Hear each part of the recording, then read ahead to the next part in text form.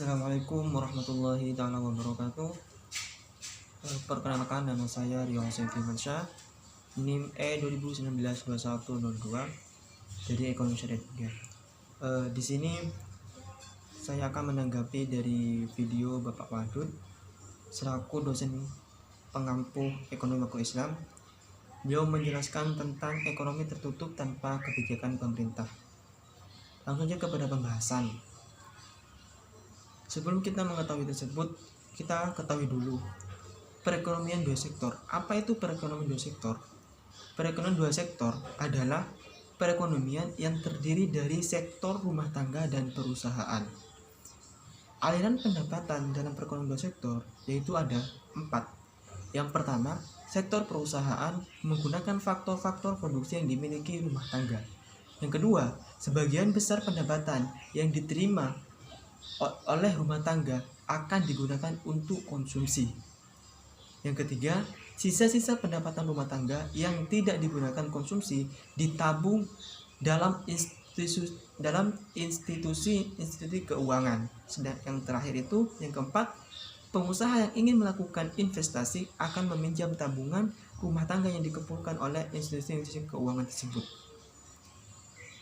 Hubungan antara konsumsi dan pendapatan, yaitu pendapatan rumah tangga adalah faktor yang terpenting untuk menentukan tingkat pengeluaran. Investasi dan fungsi investasi. Investasi itu dikenal dengan penanaman modal. Investasi merupakan komponen kedua yang menentukan pengeluaran agregat. Dan juga investasi itu merupakan pengeluaran atau pembelanjaan penanaman modal atau perusahaan untuk membeli barang-barang mahal dan perlengkapan produksi untuk menambah kemampuan memproduksi barang dan jasa yang tersedia dalam perekonomian itu. Investasi meliputi pengeluaran. Investasi meliputi pengeluaran untuk yang pertama, pembelian barang modal, penggantian barang-barang modal telah didepresikan. Yang ketiga, pengeluaran untuk bangunan kantor. Yang keempat, penambahan nilai stok barang-barang yang belum terjual, kayak gitu.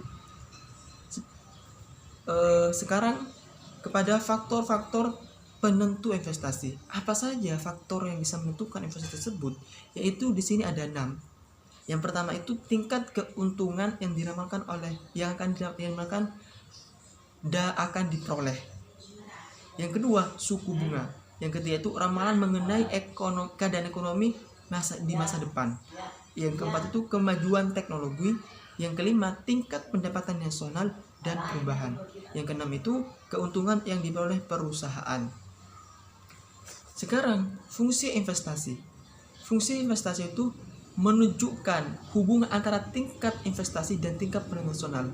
Sekarang, fungsi investasi ekonomi. Apa itu? Merupakan investasi yang besarnya tetap atau jenis investasi yang tidak terpengaruh dengan besarnya pendapatan.